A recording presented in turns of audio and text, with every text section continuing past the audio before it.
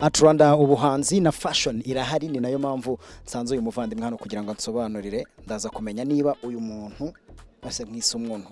Ntabwo ndamenya ko ari umuntu. Reka mbanze baze umuvandimwe nyine niweza kumbwira ati uyu ni umuntu ashobora no kuvuga. So amakuru ya? Amakuru ni meza. Bakwita? Abanyita Kamongo. Kamongo. Yes. Dusobanurire ibingi buri gukora. First of all, uyu ni umuntu. Yes, uyu ni umuntu, ni umumodo. Umuntu wese yawambara n'umwenda. Ashobora no kuvuga. Mwiriwe? Mwiriwe. Sikavuga we.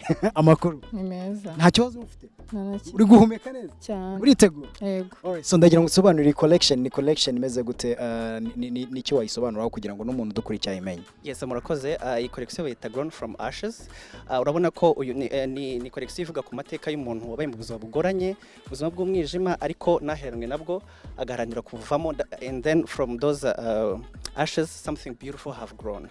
Nyuma ubona guhera hasi ari umukara, ariko ubona ko indabo zitangiye gusohokamo hano, bigaragaza ikizere, hope, enjoyment, energy.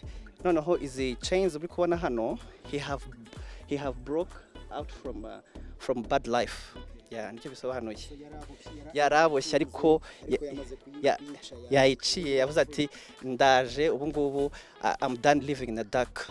Yeah. Alright, so ndagira ngo umbwire ubusanzwe ukora fashion cyangwa uri mu fashion designer, wimazemo igihe kingana gute witeguye kugaragaza iki imbere y'abajaje?